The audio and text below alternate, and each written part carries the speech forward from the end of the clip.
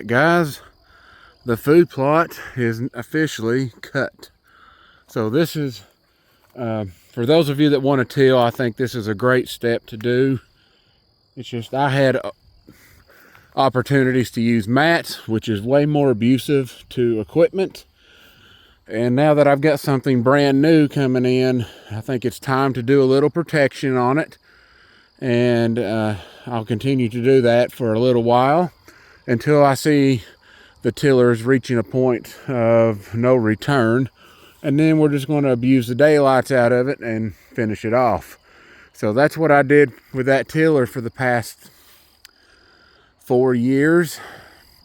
It was definitely showing signs that the downturn was on its way, and every year it kept getting worse and worse, and last year it was done.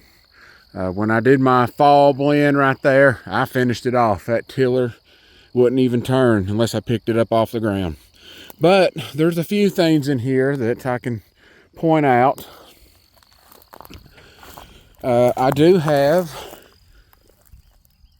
volunteer soybean for now. So the deer will be coming out here to snack on that for a little bit. Now I want to reiterate here, there's a downfall to doing this method. So if you notice something, see the tractor tracks here. Not saying, hey, this is crushed, ignore that part. But what do you see with what the bush hog has done? See it? The bush hog is generally going to throw heavy rows along your tracks, and it leaves the center open. It does not distribute the biomass evenly. So when you do hay fields, I've seen this many times, when I bush hog this field to reset it, it has this wavy look to it. And that's what will happen here for soil improvements. You'll get strips where these tractor tracks are that are greener than the middle. Now when I bring my tiller in here, I'm hoping that will pull some of that in and even it out a little bit more, but that's no guarantee. And I want to show you another good reason it's a good thing I high top this. It does not need to be perfect. I want to reiterate that again. This does not need to be perfect cut. Does not matter. But look at who I saved in my food plot. If I'd have lowered that hog down, I would have ground him up. So he was on a little joy ride with me for a while. So I'm going to take him out in the field here and release him. And actually, I'll have to do that after the video because I got a long journey ahead for him. I don't want him anywhere near this food plot. So a good thing is here we have biomass. You can see here, right? A lot of biomass. Some of this is not cut. Some of this is actually crushed down by the tractor. That doesn't bother me one bit. This tiller will be the finisher of the project. Real quick here, I want to point out something. Right here's where I had matted soybean. There's not much to cut. Look at this. Can you see the line? Cowpeas and mung bean from here over, deer vetch on the right. That was by far the thickest. It definitely has taken over as the best growing for now. Section 3 was handicapped by oversowing soybean. You can still see some standing over there by the other camera pole. All this will be cleaned up like normal. Now, for those of you that want to do soil amendments first, I highly recommend this. Now's the time to bring in like I could put my 500-pound hopper on here, fill it full of fertilizer and go to town. Well, my soil test has not returned in order for me to do that. So I need to plant. And yes, I could wait another week or two, but the rain and weather is saying I need to do it now. And I listen to that more than I do a time frame. So we've been having some warm, dry spells followed by quite a bit of rain showing up. And then it goes back to dry, and then it goes back to a lot of rain. I'm trying to time it as long as that pattern holds, that when I plant this, maybe it'll set a day or two at the most, and here comes the downpour, and then we're set. As long as I can get a half inch or more, this will work great. And then it needs to proceed another week later, maybe another half inch to an inch, and we're pretty much golden. I'm also willing to bet that, like I've talked about here in the past, section 3 has been restored the longest of any part of the food plot. I'm willing to bet my organic matter here is quite a bit higher than the other sections. I'd say section 2 is doing better. I don't think it's on par with this. Now section 4 here, I'm telling you right now, if this maintains the improvements and the thickness it keeps chugging out, this is going to be my fastest soil building ever. This is the first year that has overtaken any other section in the food plot. And all you gotta do is look up there at section 1 on how lousy that is compared to this. So my main goal this year is we need section 1 to kick its butt in gear and start producing. So that's a pretty small goal. It's not a huge area. I mean, it runs the whole top of the plot, but I need that to perform like what these two areas here are doing. Now here's some more soybean. Heck yeah. And they'll come in here and feast on these winter peas that are still remaining for a few days too. But anyway, here we are. The plot is mowed. I'm happy step 1 is done. Look at all that biomass right here. Look at that. Freaking ridiculous, right? Once my whole plot gets like this, it is going to be really fast soil building. Not only am I building it on top, I'm building it below the soil with dead root mass. And when plants get bigger and healthier, that means there's better roots in there too. So that means even faster soil improvements, faster soil building. All right, guys. So step 1 is done. The fall and winter blends have served their purpose. Time to build soil for my new spring and summer crop. You all have a good day.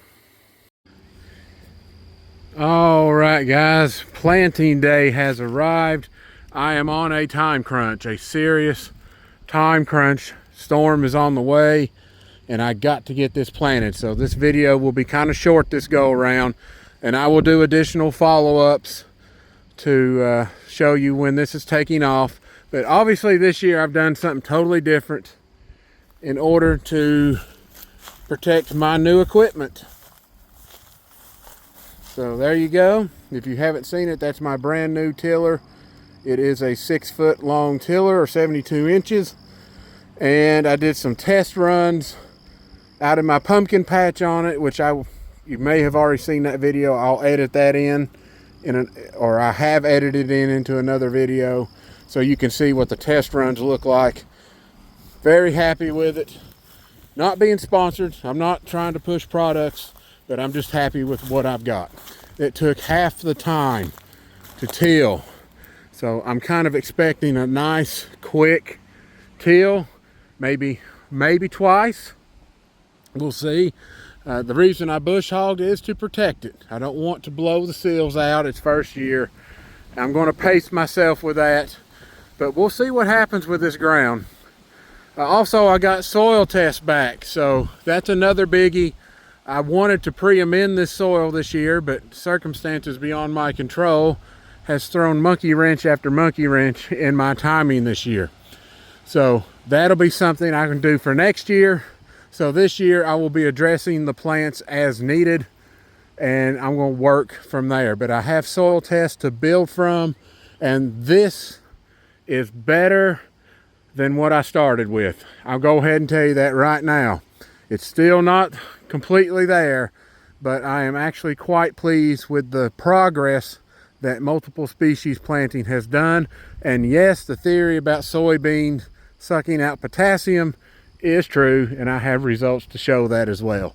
So if all I have to do is apply 30 to 50 pounds of potassium a year, I'm good with that. I can live with that for myself, but it'll be organic and not synthetic. And that should eventually, hopefully, taper off to where I don't need it. But the goal is fertilizer free, and I'm on the path to get there. All right, guys, so let's look at the planting lineup this year. I don't have everything. My screen wall seed is not here.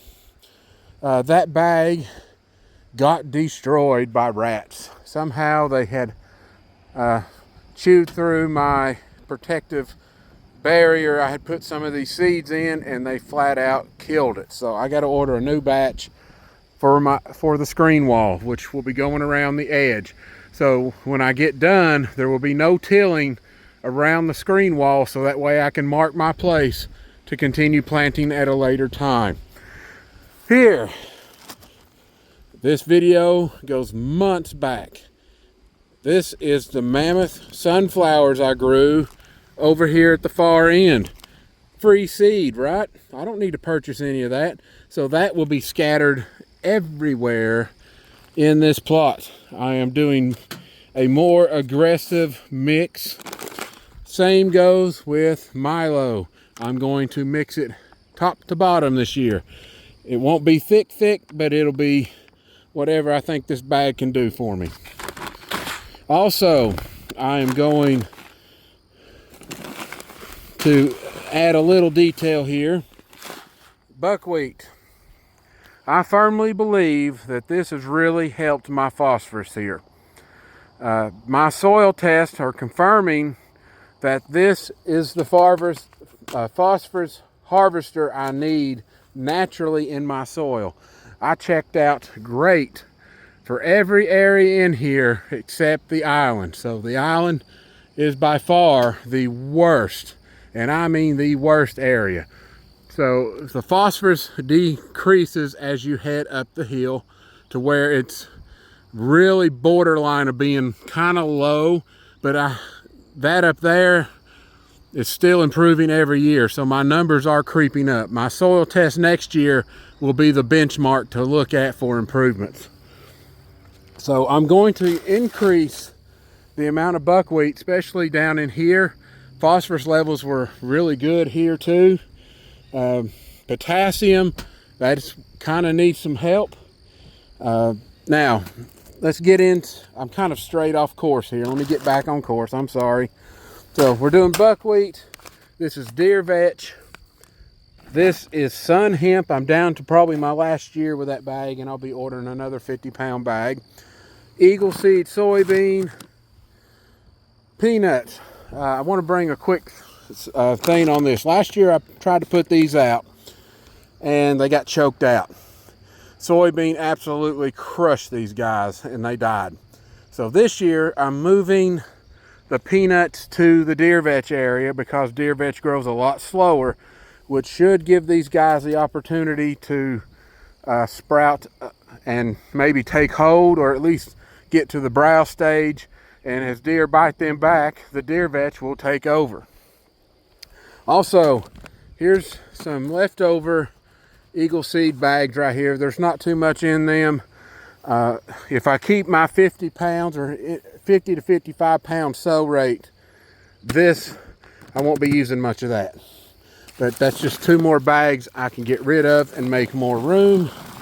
Under here, this is the summer blend that I've been experimenting with now for 2 years, and we're going on year 3. Also, right here, okra. We're going to store or plant more okra this year. Last year, it choked itself out. The soybean just took off and went crazy last year and choked a lot of species out really quick because I had planted it so thick. So this time, back off the rates, let the mix do the work, and the soybeans will perform better with less of them in this particular case, because you saw what happened with matted soybean. I'm trying to prevent that. So I'm going to stop the video here, because that storm will be due here in another hour, hour and a half, and I got to get as far as I can, at least get something going, and I can work on the rest of the plot later. So have a good one, guys. Part 2 will be coming.